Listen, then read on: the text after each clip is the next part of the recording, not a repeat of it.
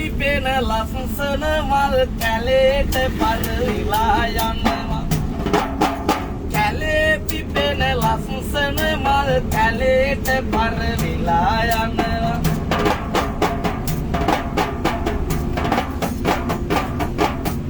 අපේ අයියේ මං එහෙම කියන්නේ ඇයි දන්නවද? ඔය සමහර අම්මලා ඉන්නවනේ පාණාතිපාතා වීරමණී සික්ඛාපදං සමාදියාමි කියලා දෝත මුදුනේ තියලා කියනවා. හැබැයි මම මේ මස් මාළු කන්නේ නැහැ කියනව නෙවෙයි. ආනගාතේ දන්නේ නෑලු එහෙම දෙයක් වෙන්නේ නෑලු. එහෙම කියන අහම රටක මෙහෙම අයත් ඉන්නවාලු.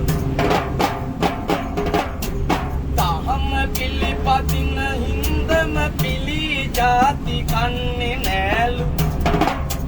කෑලි කෑවේ නැති උනාට පොදි චුට්ටක් කනවා යාලු.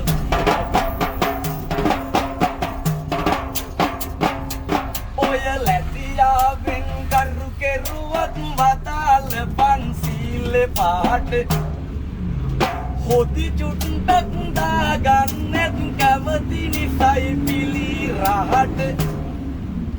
හිතන්න රත්තරන් නැන්දේ දාමේ තත්දය එතකොට. වැඩියෙන් පව් සින්ද වෙන්නේ කෑලි නොකන හොද්ද රහට.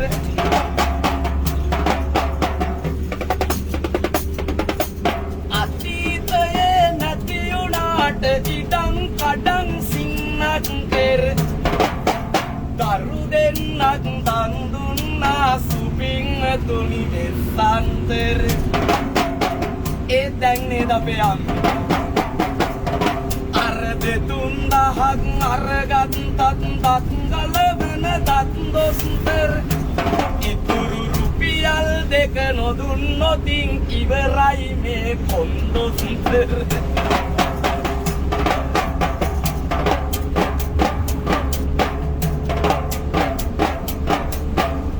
දෙස අම මෙත් පුරේ වෙලා ඔය හදවත සනසන්නට.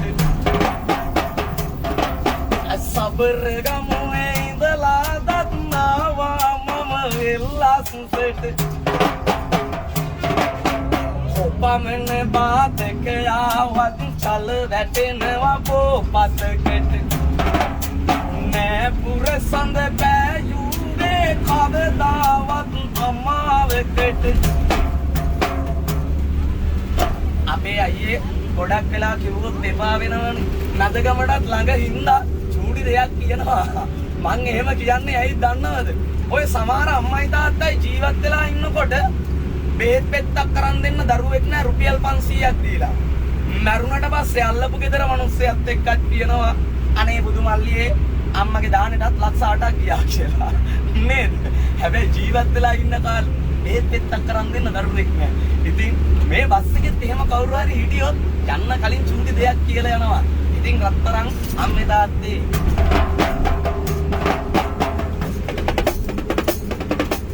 ලන්තරුම් එළියෙන් හරි ගම් තීරෙන්නේ ගොඩ වෙන්න. පින්තාරුව කොහොම වුණත් සංසාරික ගමන යන්න.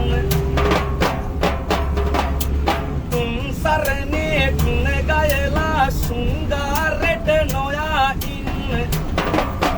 රන් දෙරණක ඉපදුණු ඔබ පින්බර දූ පුතු එන්න. මේ රන් දෙරණක ඉපදුණු ඔබ පින්බර දූ පුතු එන්න. හැදුමව්පිය දෙපළ තමයි ජීවමාන තිලව ගුරු. තන ගියත් බැඳලා යන්න ජීවත් වී සිටින තුරු. තව කෙනෙකුගේ කල්පනාවේ ගෙවුවත් පැය ගණන් වරු. හිතට ගන්න ඔය දිවියට ඔබමයි කලමනාකරු.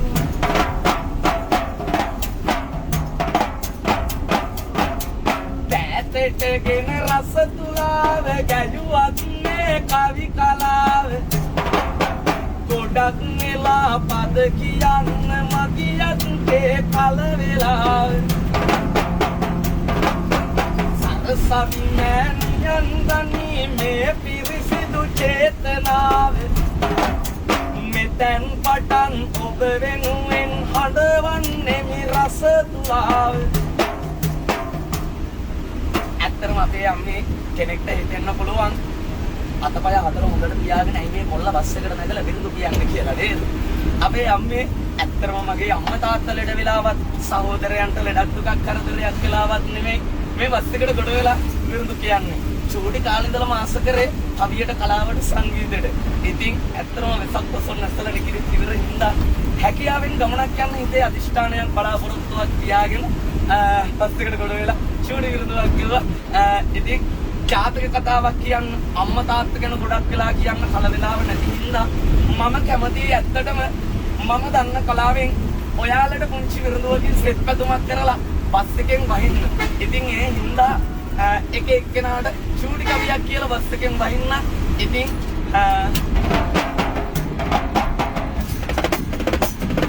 මෙපමණ වේලාවක් පොඩි කවියක් අද තුල බැඳා මේ තාලේ අල්ලන්නම් මැදගමටත් ළඟ අන්දා නෙත් දෙක ඉල්ලන සිනාව හැමදාම